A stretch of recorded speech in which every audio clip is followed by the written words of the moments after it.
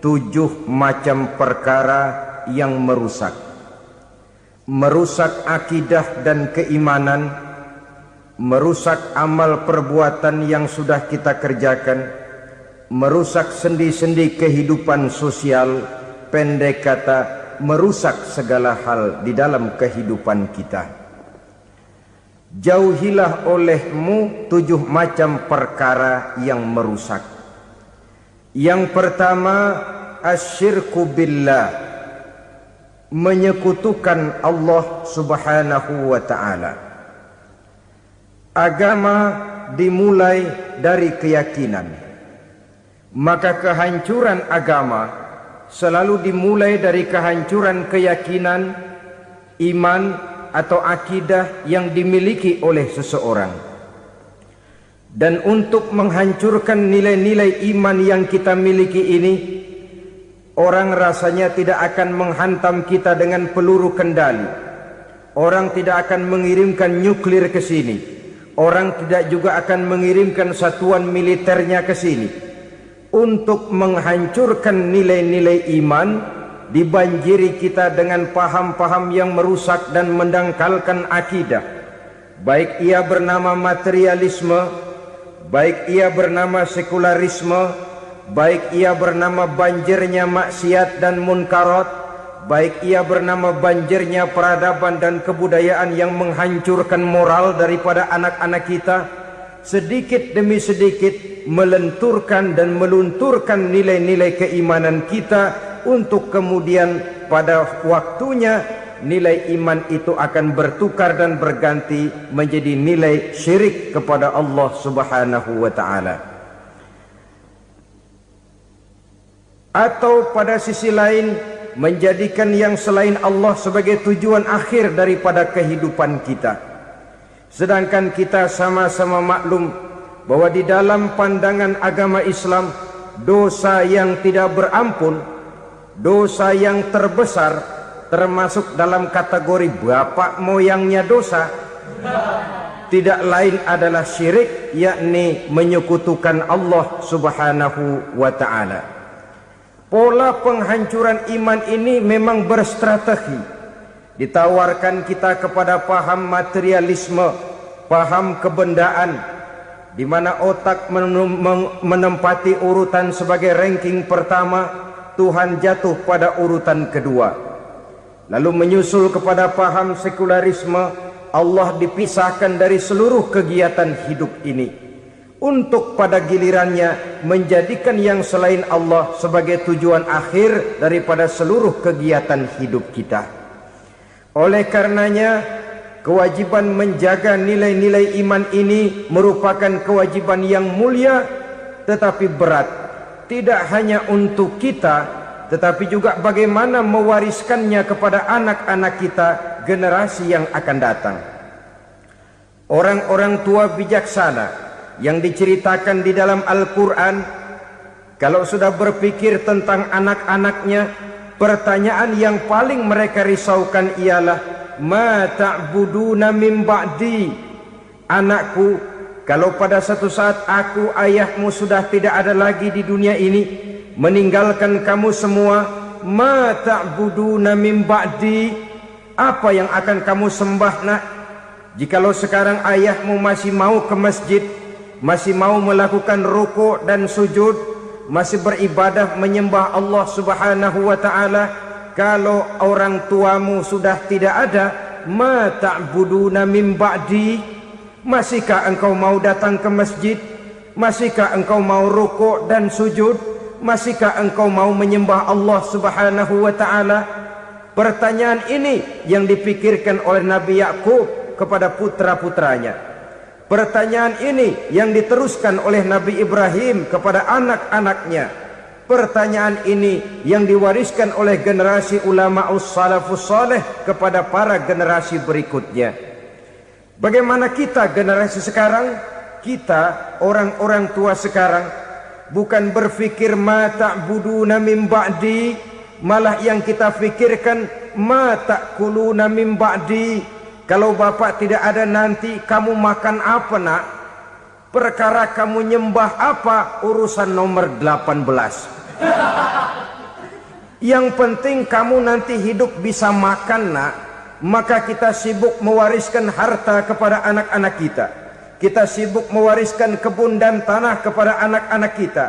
Kita sibuk mewariskan pabrik kepada anak-anak kita, sementara kita lupa mewariskan intan yang paling mahal, mewariskan mutiara yang paling berharga, yaitu nilai iman kepada Allah Subhanahu wa ta'ala.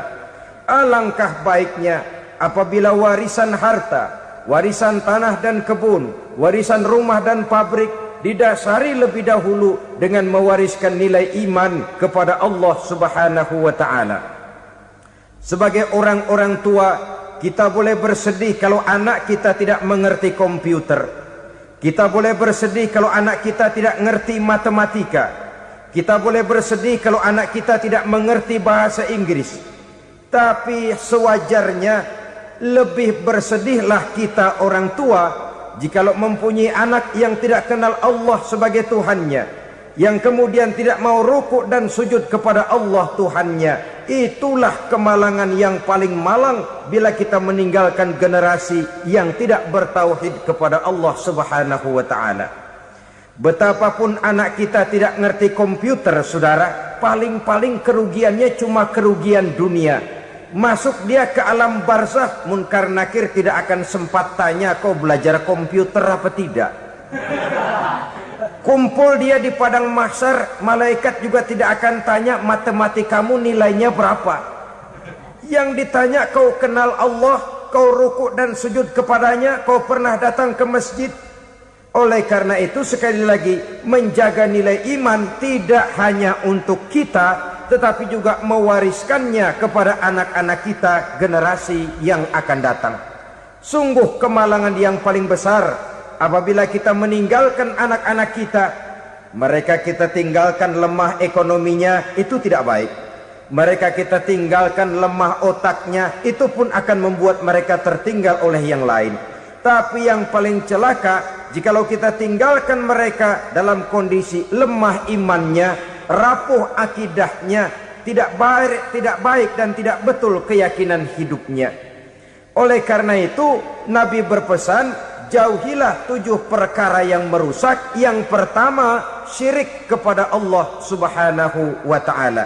Menyekutukan Allah baik dalam ucapan, dalam keyakinan ataupun dalam perbuatan.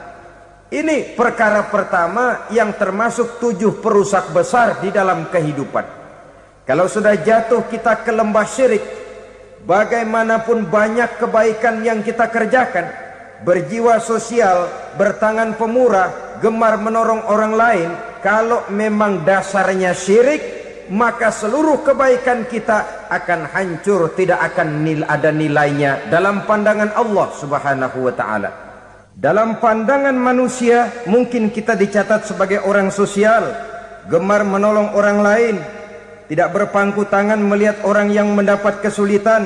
Tapi oleh karena dasarnya syirik, dasarnya tidak mentauhidkan Allah, maka seluruh nilai kebaikan yang kita kerjakan tidak akan ada nilainya dalam pandangan Allah Subhanahu wa ta'ala.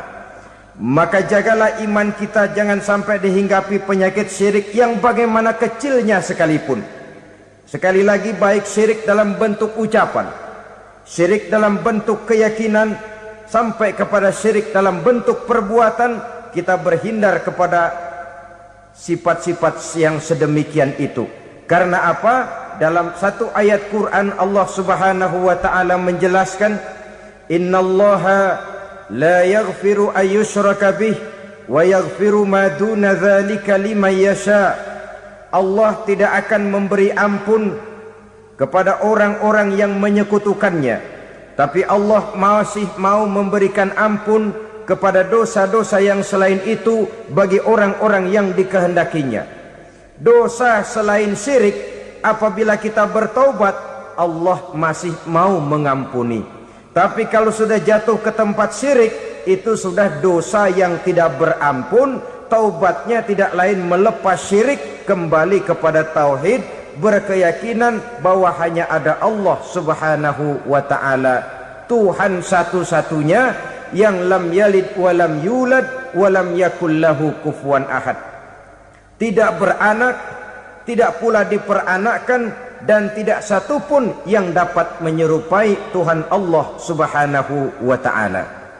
Saudara-saudara kaum muslimin rahimakumullah, bahwa kita di zaman sekarang memang tidak menyembah berhala, ya. Bahwa kita tidak berterang-terangan mengatakan Tuhan lebih dari satu, memang. Bahwa kita tidak berkeyakinan Tuhan itu punya anak atau diperanakkan, tentu. Tapi dalam perbuatan dan i'tiqad kita kadang-kadang jatuh tanpa kita sadari ke tempat yang bernama syirik ini.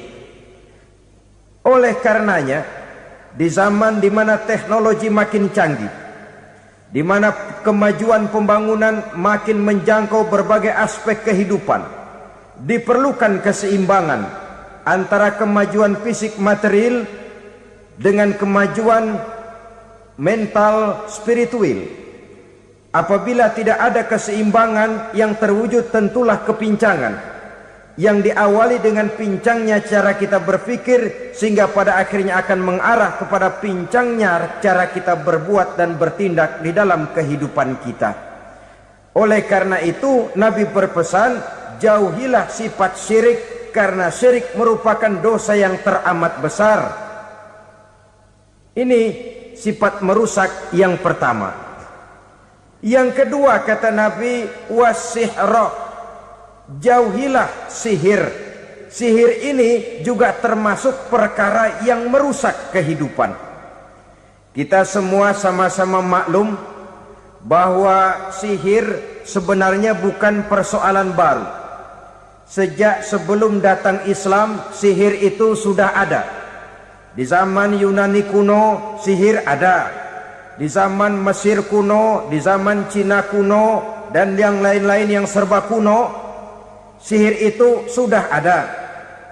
Bahkan para nabi pun, para rasul yang diutus oleh Allah Subhanahu wa ta'ala, senantiasa berhadapan dengan ahli-ahli sihir untuk menguji kebenaran dari misi yang mereka bawa. Sihir adalah perbuatan di luar kebiasaan yang bisa dikerjakan oleh ahlinya dengan bantuan jin atau setan. Hukum mempelajari sihir adalah haram, mengamalkannya lebih haram lagi.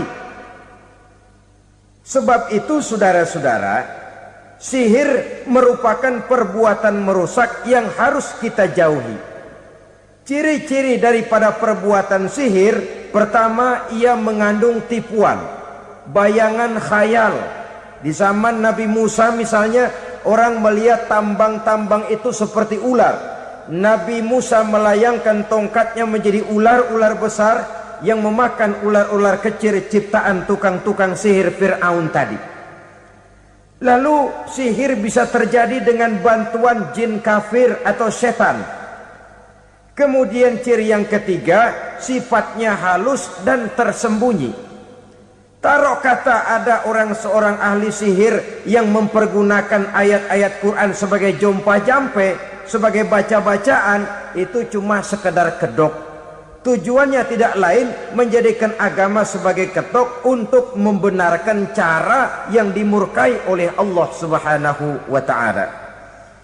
Satu hadis yang diriwayatkan oleh Imam Bazar dan Tabrani, Nabi berpesan, laisa minna man tatayyara lahu au takahhana au tukuhhina lahu au sahira lahu. Tidak termasuk ke dalam golonganku, kata Nabi. Tidak termasuk umatku. Siapa mereka? Man tatayyara lahu, orang yang bertatoyur. Apa tatoyur itu? Dari kalimat toyaro, artinya terbang. Toir biasa diartikan dengan burung. Tatoyaro percaya kepada suara-suara burung. Man tatayyara lahu, mempercayai, meyakini dengan benar-benar kepada suara beburungan. Kan suka ada itu, nah bunyi burung tuh, maling liwat. Maling liwat. Burung bunyi, maling liwat. Itu termasuk tatoyaro lahu, percaya kepada suara burung. Kan aneh kalau suara orang nggak dipercaya, suara burung malah dipercaya. Ada ustadz ceramah, kiai ngaji, nggak mau didengerin, burung dengerin bener. Nah, suaranya dari sebelah mana? Belah kulon. Nah, itu tandanya ano. Habis dihitung-hitung.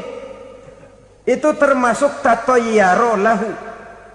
Au takahana, atau bertenung, au tukuhina, atau minta ditenungkan, au sahirolahu, atau melakukan perbuatan sihir, atau minta disihirkan. Laisa minna, tidak termasuk ke dalam golonganku, kata Nabi. Sehingga dengan demikian saudara-saudara, menghadapi sihir dengan sihir sekalipun termasuk perbuatan yang tidak diajarkan oleh agama. Kita kan mempelajari sihir untuk jaga diri, tidak apa-apa. Yang dilarang mengamalkannya, dilarang juga mempelajarinya. Sebab orang kalau sudah mengetahui, biasanya lalu terangsang untuk mencoba. Kalau percobaannya berhasil, biasanya terangsang untuk coba lagi dan coba lagi.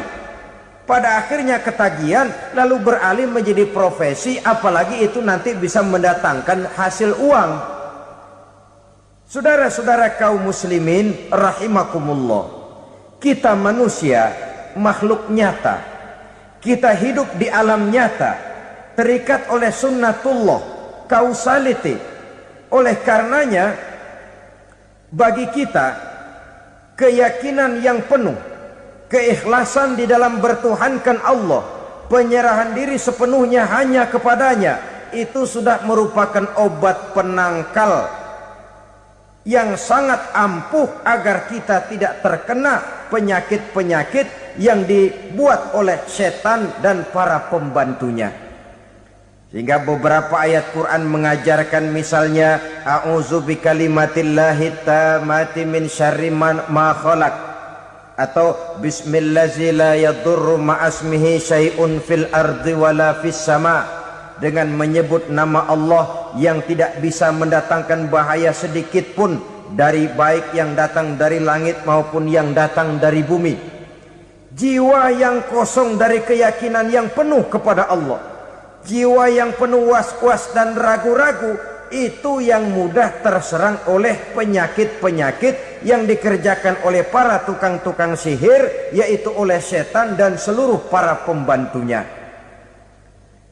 Kemudian hadis kedua yang diriwayatkan oleh Imam Ibnu Hibban, Nabi bersabda, la yadkhulul jannata mudminu khamrin wala mu'minu bisihrin wala qati'u rahmin. Tidak masuk sorga.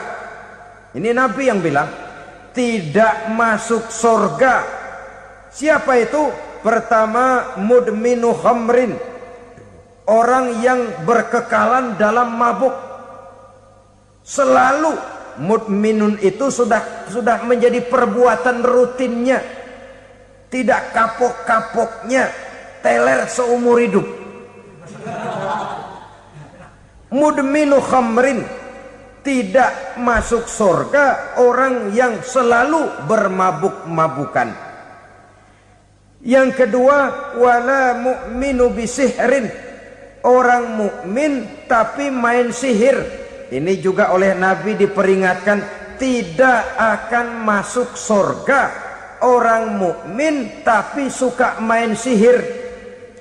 Wala qati'u rahmin, dan tidak juga orang yang memutuskan silaturahmi.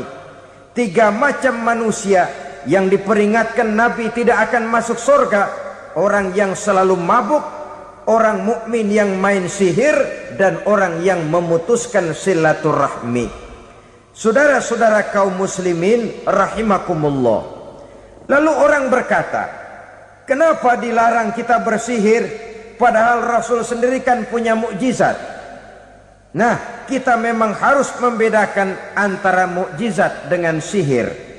Dalam kehidupan agama kita kenal ada yang namanya mukjizat, Ada yang namanya karomah atau keramat biasa diucapkan. Ada yang namanya maunah. Ada yang namanya irhas. Ada juga yang namanya sihir. Kesemuanya ini berbeda, saudara-saudara. Yang dinamakan mukjizat itu khusus untuk para rasul saja. Satu kejadian luar biasa yang terjadi dilakukan oleh Rasul atas izin dari Allah Subhanahu wa ta'ala. Perbedaannya dengan sihir jelas. Sihir dari setan, mukjizat dari Allah. Sihir bisa dipelajari, mukjizat tidak. Sihir umumnya untuk maksud-maksud yang tidak baik, sedangkan mukjizat untuk memperkuat kebenaran yang disampaikan oleh para rasul dan ditentang oleh umatnya. Bahkan kafir Quraisy dahulu menganggap orang-orang ahli sihir itu berada dalam satu posisi yang hina, sehingga mereka mengatakan dan menuduh Nabi Muhammad sebagai tukang sihir. Tuduhan sebagai tukang sihir adalah tuduhan yang sangat aib dan hina. Di tengah masyarakat kufar jahiliyah, kedudukan tukang sihir dipandang sebagai kedudukan yang hina, sehingga mereka mengejek Nabi dengan sebutan tukang sihir. Jadi mukjizat hanya untuk Rasul saja. Kemudian karomah. Karomah ini asal kata dari karoma, kehormatan, kemuliaan yang diberikan Allah kepada hamba-hambanya yang rajin mendekatkan diri kepadanya. Oleh karena ketekunannya melaksanakan ibadah, Allah memberikan keistimewaan kepada orang itu, yang dengan keistimewaannya dia bisa mengerjakan yang tidak bisa dikerjakan oleh orang lain. Karomah hanya bisa dicapai dengan prestasi ibadah. Kalau sihir mau ibadah apa enggak, asal dia belajar, bersatu dan berteman dengan setan, memenuhi persyaratan-persyaratan setan, biasanya lalu bisa. Sedangkan karomah tidak mungkin terwujud tanpa orang mendekatkan diri sedekat-dekatnya kepada Allah Subhanahu wa ta'ala. Maka kita lihat biasanya orang-orang yang punya ilmu sihir, mukanya rata-rata nggak enak dilihat.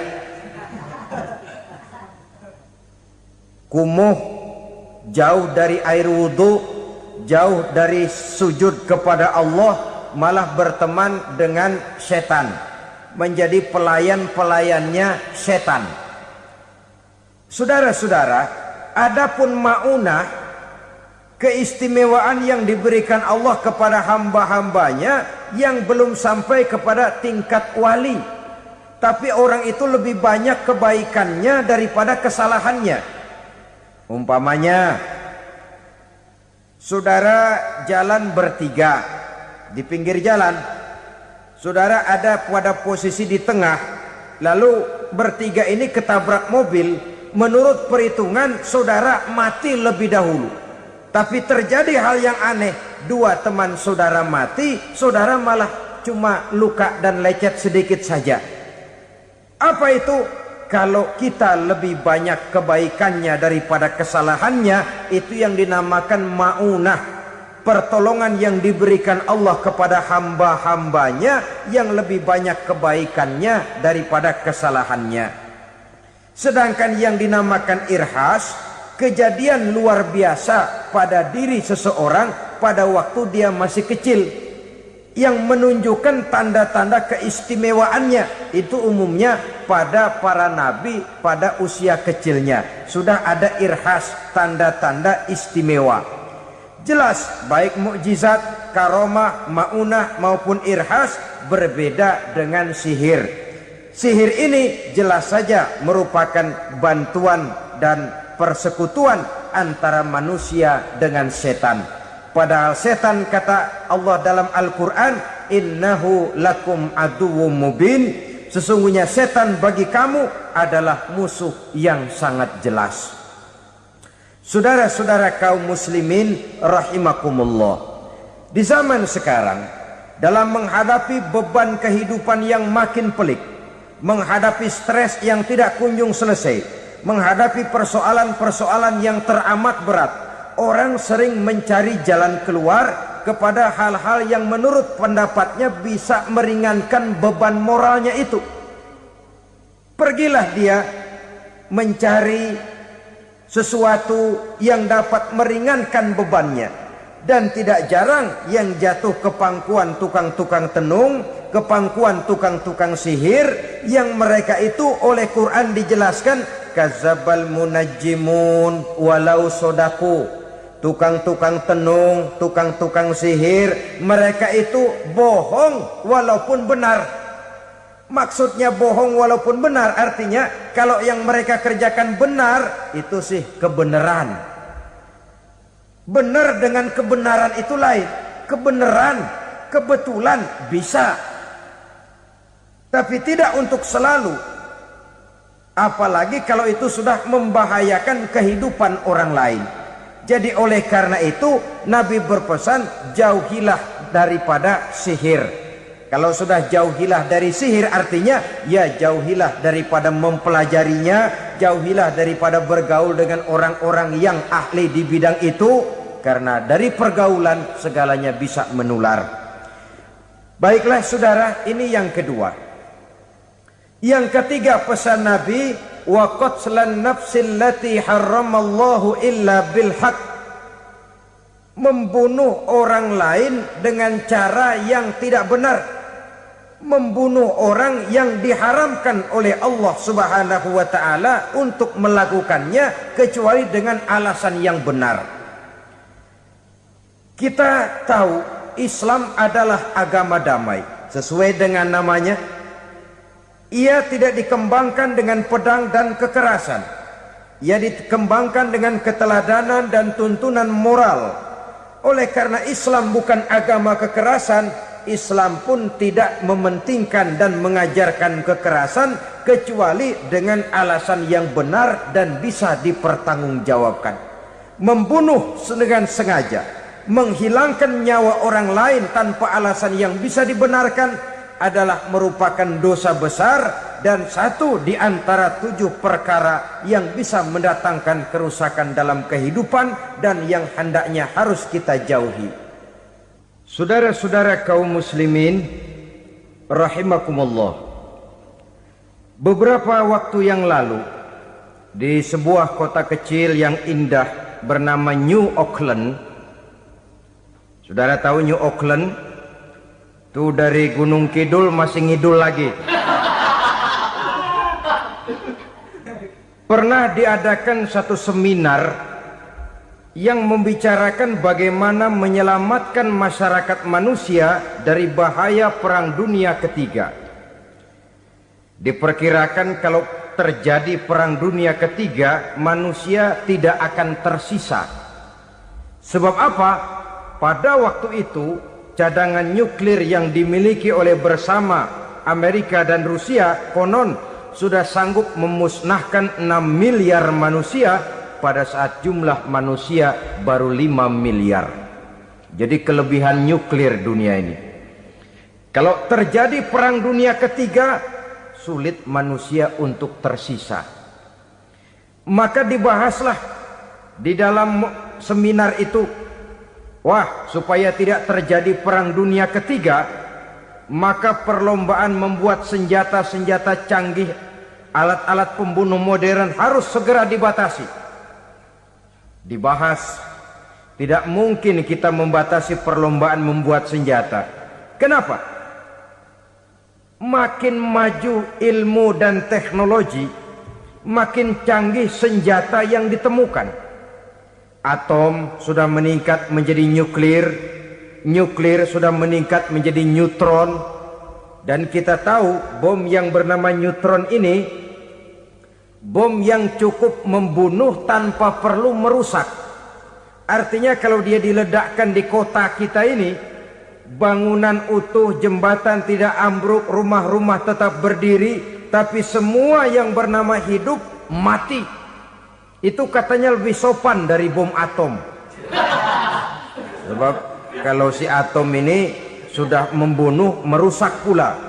Neutron cukup membunuh saja tanpa perlu merusak. Jadi majunya senjata-senjata teknologi sebagai akibat yang logis dari kemajuan ilmu pengetahuan ini tidak bisa kita batasi. Dan memang sebenarnya yang bahaya bukan senjatanya, tapi manusia yang mengendalikan senjata itu. Mereka kembali kepada prinsip the man behind the gun. Bukan senjatanya yang bahaya, tapi manusia yang mengendalikan senjata itu yang bahaya. Walaupun senjatanya modern, katakanlah model M16 umpamanya, kalau yang mengendalikannya orang beriman, insya Allah aman. Tapi biar megang cuma senapan angin, kalau yang megang orang brutal, ngeri kita deket-deket. Apalagi kalau memang bukan ahlinya menggunakan senjata, bisa ngeker kaki kena jidat.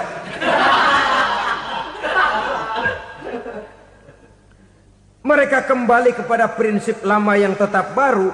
Bukan senjatanya yang harus dibatasi, manusia yang mengendalikan senjata itu yang perlu dibicarakan. Nah, kalau begitu, agar manusia tidak mempergunakan senjata sewenang-wenang, apa yang harus kita lakukan?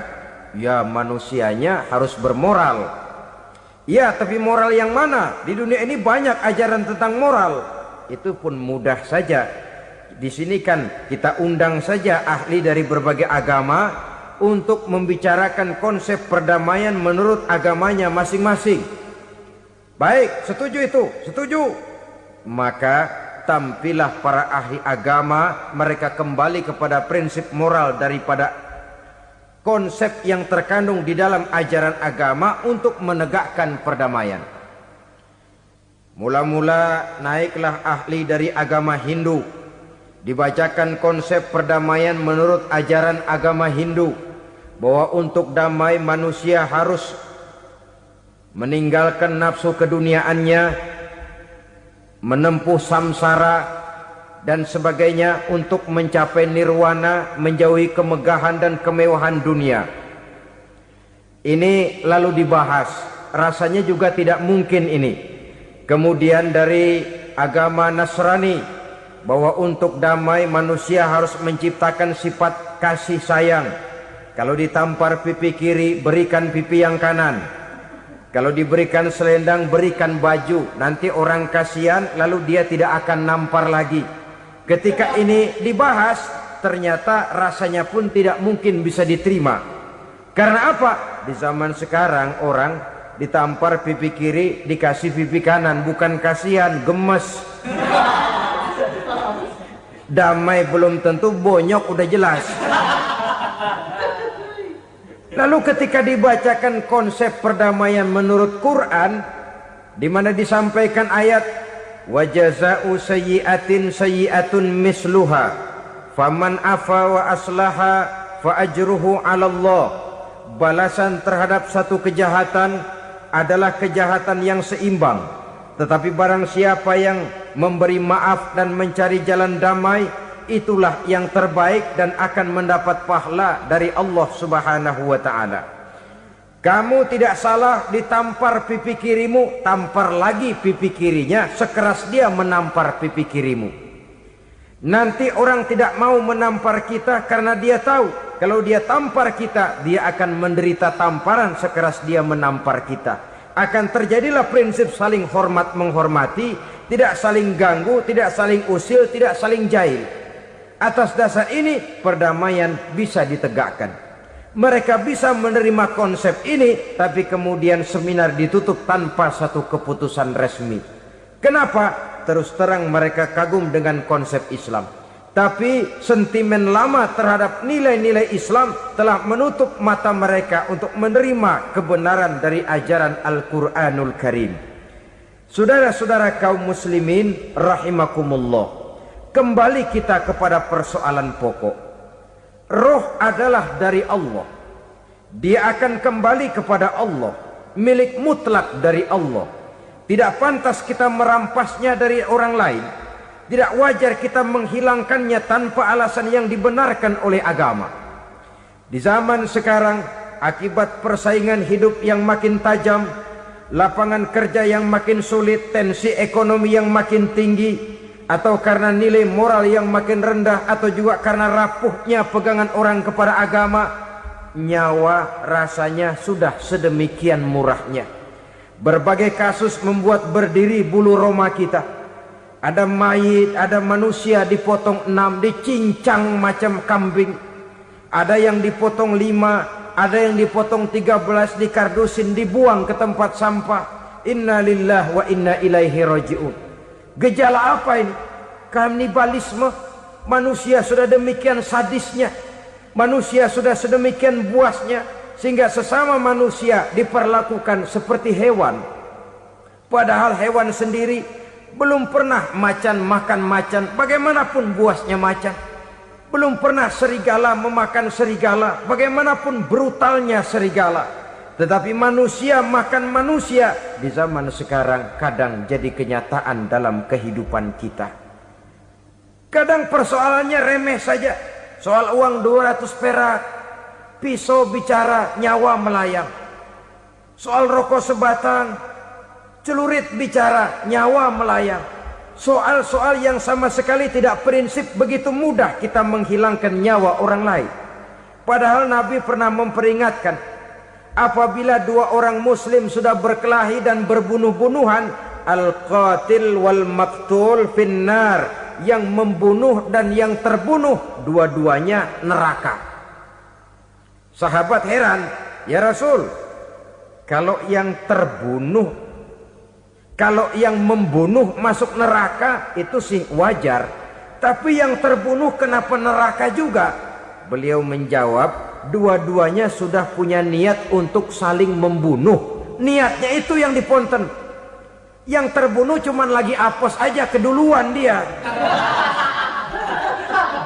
Umpama tidak terbunuh, pasti dia yang akan membunuh. Oleh karenanya al-qatil wal maktul, yang membunuh dan yang dibunuh finnar, dua-duanya masuk ke dalam neraka. Islam menghormati kehidupan, tidak hanya terbatas kepada sesama muslim. Orang-orang yang berlainan agama pun yang mau hidup berukun, damai, berdampingan dengan umat Islam, jiwa mereka, darah mereka dilindungi oleh nilai-nilai Islam yang disebut dengan kafir zimmi ini. Mengganggu mereka sama saja dengan mengganggu aku, kata Nabi. Jadi oleh karena itu sayangilah sesama. Kehidupan adalah anugerah Allah, bukan wewenang kita untuk mencabutnya dari orang lain, bukan wewenang kita untuk merampas dan menghilangkannya dari orang lain. Apa yang tidak enak terjadi pada diri kita, begitu pula lah apabila terjadi pada diri orang lain. Sehingga Nabi mengatakan, la yu'minu ahadukum hatta yuhibba li akhihi ma yuhibbu li nafsihi. Belum dikatakan beriman seseorang kamu apabila dia belum mencintai saudaranya seperti ia mencintai dirinya sendiri. Apa yang enak dirasakan oleh orang lain, enak juga dirasakan oleh dia. Mengukur orang lain dengan diri sendiri. Kalau orang lain tanpa salah saya fitnah, kalau saya tanpa salah difitnah orang, enak apa enggak? Enggak, orang lain juga begitu. Kalau orang lain tanpa salah saya tempeleng kepalanya, enak apa tidak? Tidak. Orang lain juga begitu. Yang tidak enak terjadi pada diri kita, tentu tidak enak juga kalau terjadi pada orang lain. Mengukur orang lain dengan diri sendiri, sehingga tidak timbul sifat egois, tidak menari di atas bangkai orang lain, tidak mendirikan kebahagiaan di atas untayan air mata orang lain. Sehingga dengan demikian saudara-saudara, dia bisa menghormati kehidupan, menghormati orang lain sebagaimana dia ingin dihormati. Inilah perbuatan ketiga yang merusak, membunuh orang lain dengan yang diharamkan Allah tanpa alasan yang benar. Yang ketiga. Kemudian yang keempat, perbuatan merusak wa aklar riba, makan riba. Hidup adalah tolong menolong. Bahasa kerennya take and give katanya. Saling memberi dan saling menerima. Nabi mengajarkan man kuraba kurbatan min kurabid dunya karaballahu lahu kurbatan min kurabi yaumal qiyamah. Wallahu fi aunil abdi madamal abdu fi auni akhihi. Siapa yang meringankan beban dari beban-beban yang dirita seseorang di dalam kehidupan dunia, Allah akan meringankan bebannya daripada beban-beban yang harus dipikulnya di hari kiamat nanti. Wallahu fi aunil abdi madamal abdu fi auni akhihi. Allah senantiasa akan menolong seorang hamba selama hamba itu masih mau menolong saudaranya. Allah selalu akan menolong seorang hamba selama hamba itu masih mau menolong saudaranya. Apabila kita sudah berpangku tangan terhadap kesulitan orang lain, biasanya pun pada saat kita mendapat kesulitan, kita akan sulit juga memperoleh pertolongan. Nah, riba alias renten, kedoknya adalah menolong orang, tapi sama juga bulu buntutnya dilepas, palanya dicekek. Menolong orang pada akhirnya menjadi beban bagi seseorang, dan memang mencari orang-orang yang berada dalam posisi kesulitan. Biasanya di daerah-daerah di mana musim paceklik jadi lapangan kerja sulit, sedangkan urusan perut tidak bisa ditunda, akhirnya orang terjebak ke dalam rentenir, ke dalam riba, ke dalam renten, bunga berbunga, sehingga satu saat jumlah bunganya bisa lebih besar dari jumlah pinjaman pokoknya. Kemudian kalau juga ternyata tidak bisa dibayar, rumah jadi taruhan. Memang rumah satu-satunya, begitu rumah ditarik mulain camping.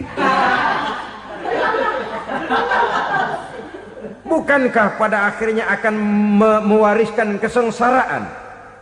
Oleh karena itu, kepada kita berusahalah jangan berhubungan dengan rentenir, jangan makan renten dan riba. Kepada mereka yang melaksanakan riba, walaupun mendatangkan keuntungan materi, tapi percayalah harta yang didapat dengan jalan riba tidak akan membawa keberkahan.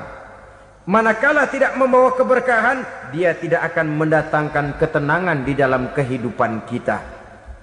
Oleh karenanya, memakan harta riba termasuk perbuatan yang merusak sendi-sendi kehidupan sosial, merusak kehidupan orang lain, merusak kehidupan masyarakat, tetangga, pergaulan, dan sebagainya.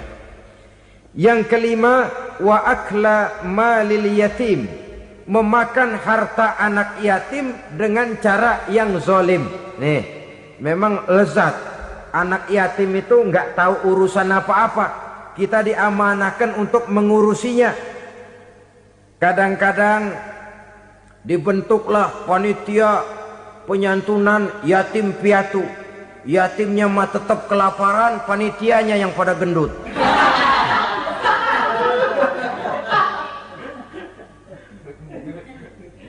Padahal memakan harta anak yatim termasuk perbuatan dosa besar, dan menjantuni yatim merupakan perbuatan mulia.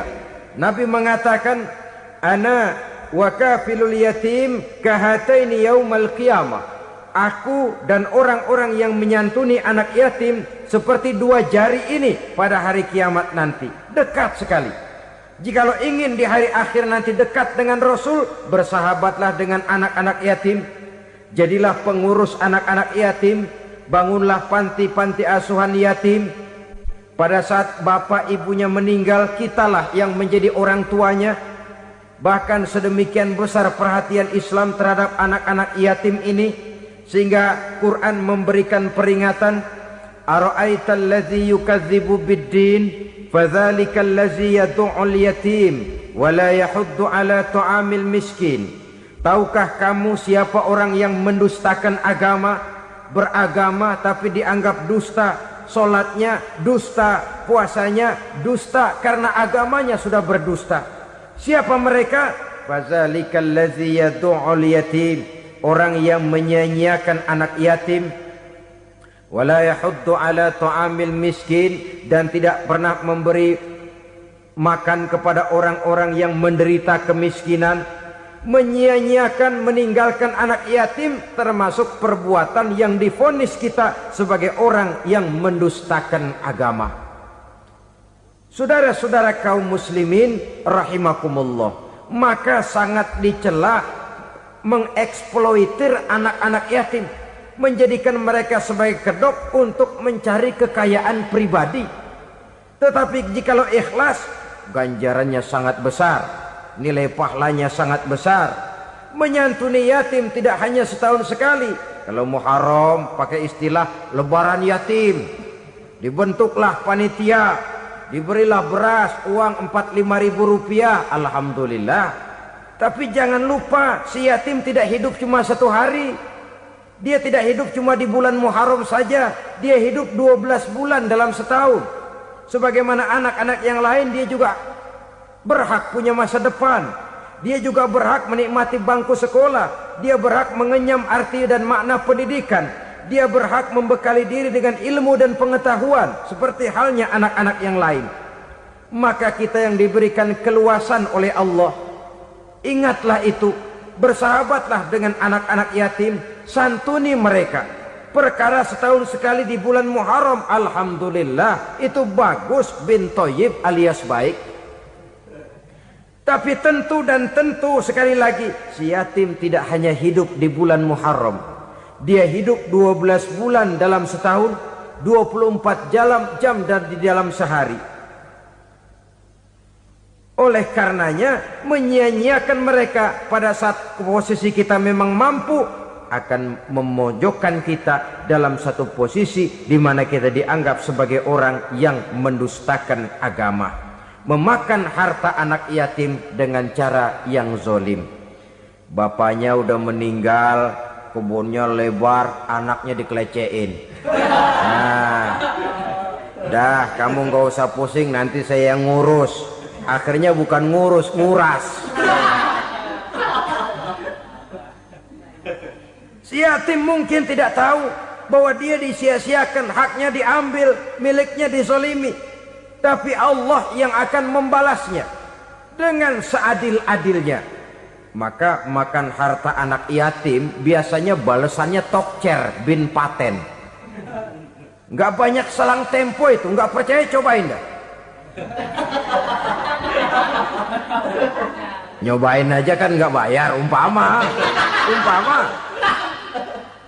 memakan harta anak yatim dengan cara yang zolim, ganjarannya biasanya kontan. Kenapa? Ratapan si miskin, untayan air matanya, jeritan kepedihan hatinya, membuka pintu langit, permohonannya diijabah, getaran hatinya didengarkan oleh Allah, maka balasannya biasanya kontan, spontan, tidak menunggu waktu terlalu lama. Itu di dunia, belum lagi di akhirat nanti. Bukankah dalam riwayat Mi'raj diceritakan Nabi melihat di neraka itu orang perutnya sebesar rumah? La haula wala quwata. Itu perut kayak rumah, bagaimana jalannya tuh orang? Dan memang gak jalan, diseret-seret oleh malaikat di neraka itu. Hancur perutnya, amburadul itu perut. Berantakan isinya, dibulatkan lagi, diseret lagi, hancur lagi, dibulatkan lagi. Sampai Nabi tanya, orang itu begitu berat siksanya kenapa ya Jibril? Itu Muhammad, waktu di dunia dulu rakus banget makan harta anak yatim. Begitu vonisnya, begitu menyedihkan nasibnya di akhirat. Tapi di dunia pun ketidakberkahan itu sudah membayangi kehidupannya.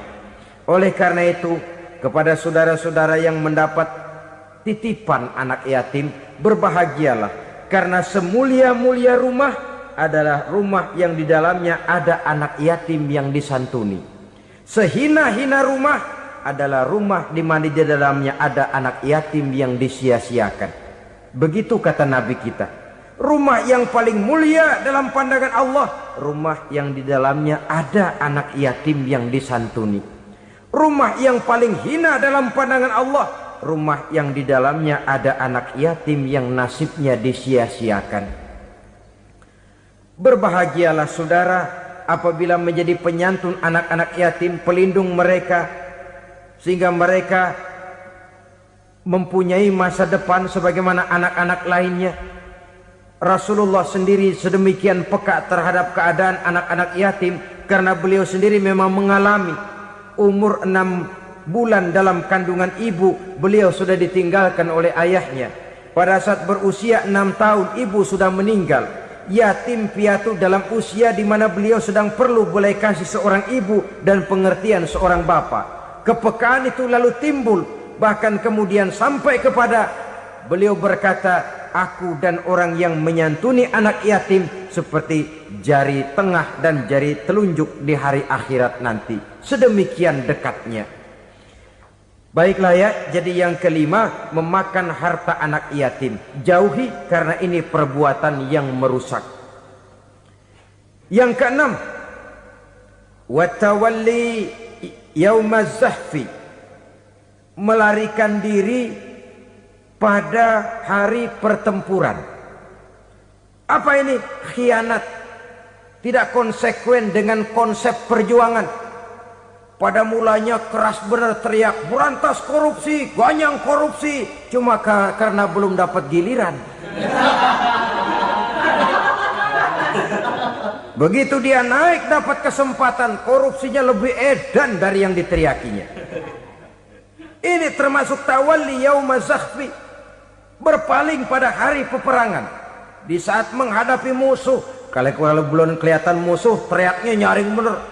Jangan takut demi kebenaran sampai titik darah yang paling penghabisan. Musuh belum kelihatan. Begitu musuh sudah kelihatan, paling dulu lari ke belakang. Kalau diajak berjuang ada saja alasannya. Sehingga Quran memberikan peringatan kepada kita semua. Mengapa kamu ini berat? Kalau sudah diajak berjuang di jalan Allah, kakimu seperti terhunjam berakar di perut bumi. Berat untuk melangkah berjuang. Lari dari pertempuran tidak konsekuen dengan konsepsi perjuangan. Mau enaknya saja. Dalam kondisi yang sulit lalu berpangku tangan. Ini termasuk ciri munafik yang di dalam Al-Quran disindir dengan bahasa kullama adha'a lahum masyaufi wa iza azlama alaihim qamu. Waktu terang mereka jalan, giliran gelap mereka mandek. Artinya, maksudnya kalau giliran ada untungnya aja rame-rame teriak Islam. Tapi begitu diminta berjuang, dituntut berkorban, rame-rame mundur. Waktu dilihat di Islam ada untungnya, rame-rame teriak Islam. Pak, saya Islam banget, Pak. KTP saya Islam, Pak. Pokoknya Islam banget dah. Tapi ketika diminta berjuang, dituntut sedikit berkorban, rame-rame mengundurkan diri. Tahun 65 PKI berontak. Waduh, waktu itu jadi orang Islam untung itu. Nggak dikejar-kejar, aman. Masjid rame, masjid, mobil-mobil mewah parkir di depan musola dan masjid. Kenapa? Waktu itu asal udah ke masjid aman. Islam selamat, untung. Tapi begitu keadaan aman, yang parkir di musola sepeda butut melulu.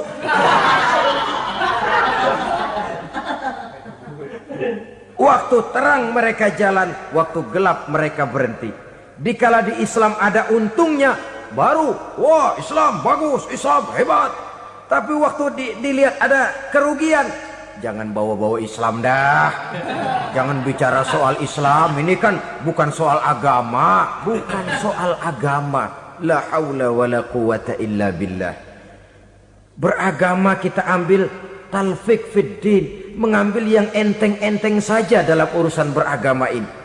Tidak konsekuen kita dengan Islam kita. Seolah kita mau memilih mana yang terasa cocok sama selera kita, kita teriak Islam. Beratan aja dikit, rame-rame berpaling. Itu termasuk tawalli yaumaz zahfi. Para pengkhianat, mental-mental hipokrit yang tidak mau konsekuen menghadapi segala bahaya. itu termasuk perbuatan yang merusak. Kenapa? Kalau cuma dia saja yang lari, mungkin tidak jadi soal. Tapi larinya ini akan mempengaruhi orang lain. Nah, pengaruhnya itu yang dicegah. Sebab kalau satu sudah mulai lari, yang lain mulai ngelirik. Ketika yang dilirik kemudian tidak ada reaksi, dia akan ikut lari. Artinya apa? Seorang muslim harus konsekuen dengan konsep perjuangannya, dengan keyakinan keagamaannya, dan tidak memilih yang enak-enak saja di dalam kehidupan beragama. Lari dari pertempuran, bermental khianat, mengkhianati agama, merupakan satu di antara sifat yang merusak. Terakhir saudara, wa qazfal muhsanatil ghafilatil mu'minat, menuduh perempuan baik-baik yang tidak tahu menau tentang tuduhan yang dituduhkan kepadanya, menuduh perempuan mukmin yang baik-baik yang tidak tahu menau tentang tuduhan yang dilakukan kepadanya. Fitnah lebih bahaya daripada pembunuhan.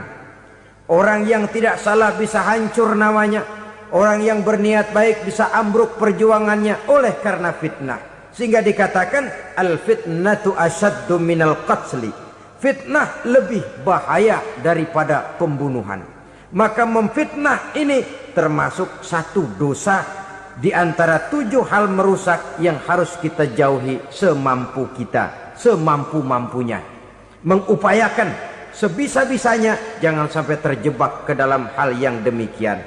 Nah, saudara-saudara, inilah saja pertemuan kali ini.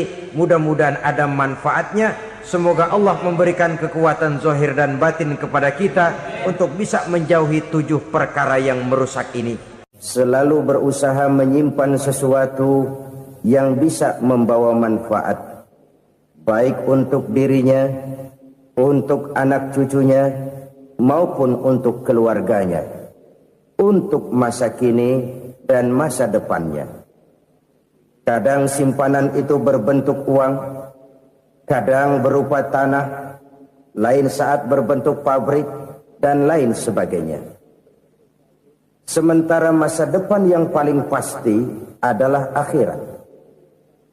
Jika untuk masa depan dunia kita rela memeras keringat, membanting tulang, pergi pagi dan pulang petang, menyimpan uang, menyimpan tanah, menyimpan pabrik, pernahkah kita merenung jika satu saat kiamat datang, kita dibangkitkan dari kubur masing-masing, berdiri di padang mahsyar untuk mempertanggungjawabkan seluruh kegiatan hidup kita di dunia ini, lalu kita akan menuju ke alam akhirat.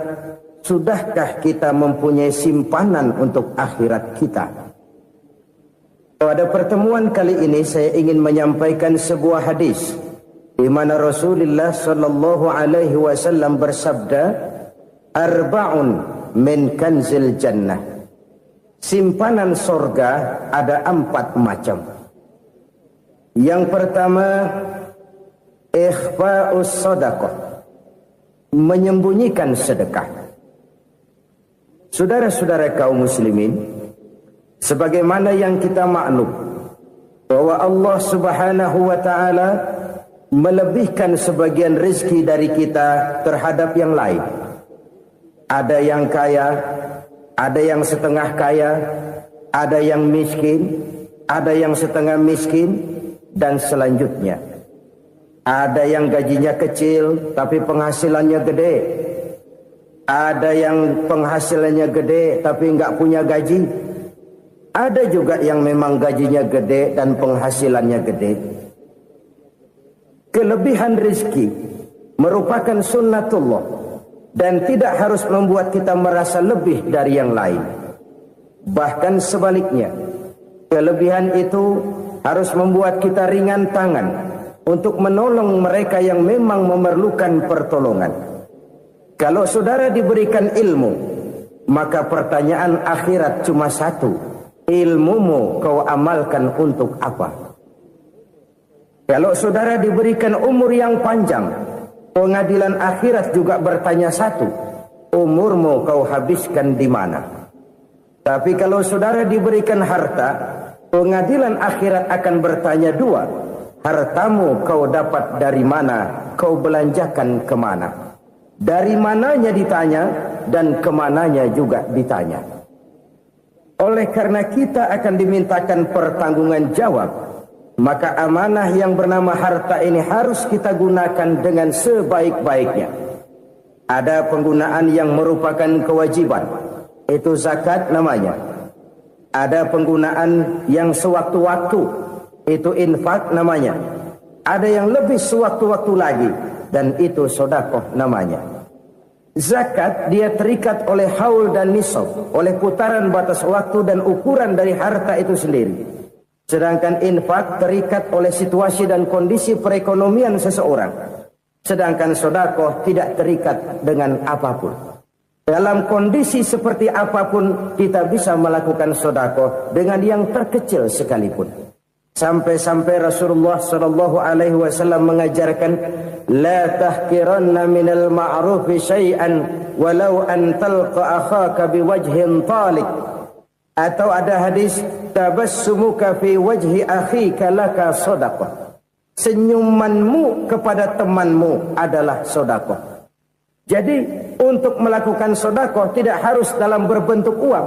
Dengan ilmu kita bisa sedekah. Dengan tenaga kita bisa bersedekah, dengan pikiran kita bisa bersedekah, bahkan senyum kepada teman itu pun sedekah.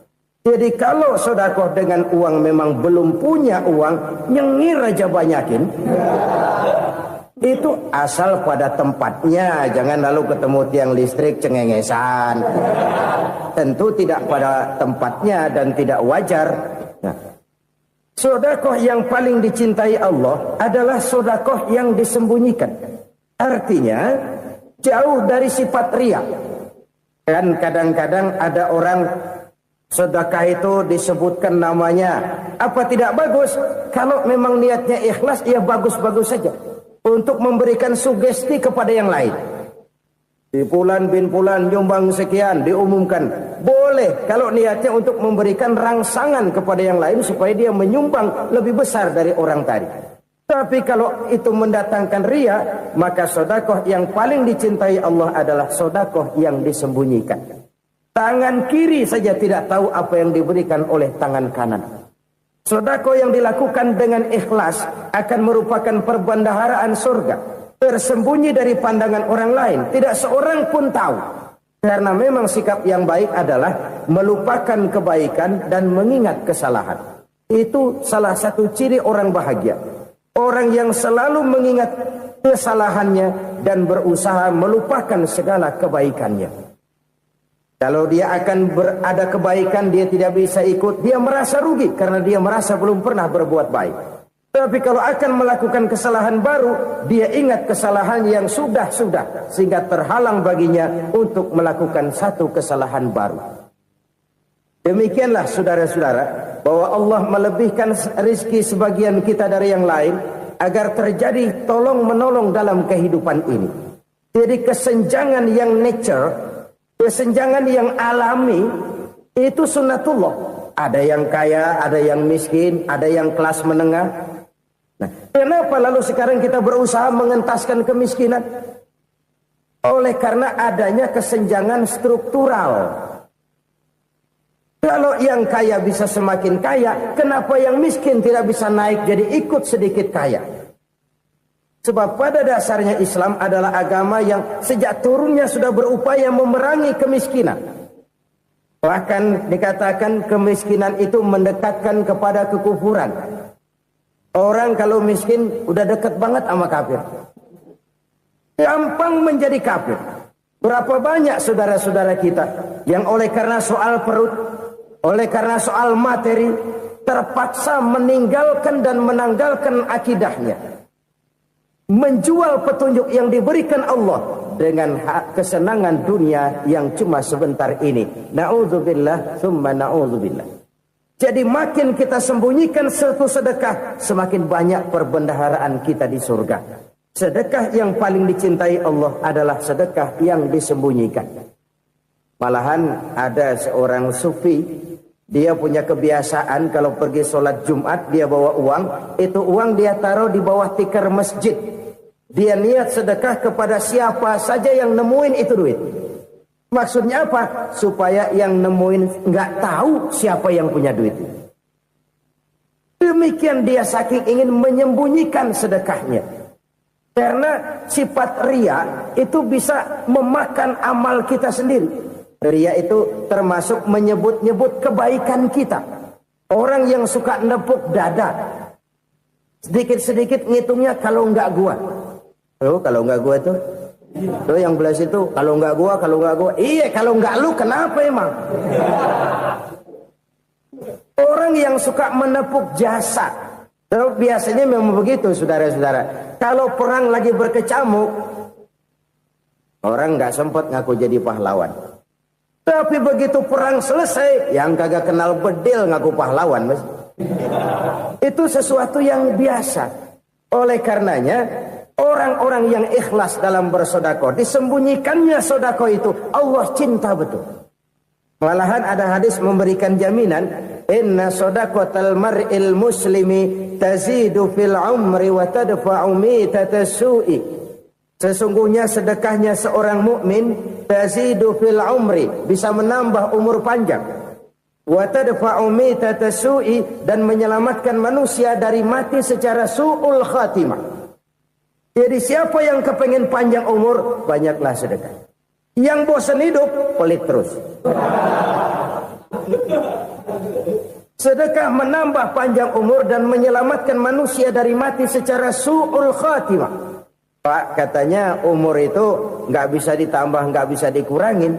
Kapan? Kalau ajal sudah datang. Wa idza jaa ajaluhum la yastakhiruna sa'atan wa la yastaqdimun. Kalau ajal datang tidak bisa dimajukan, tidak bisa dimundurkan.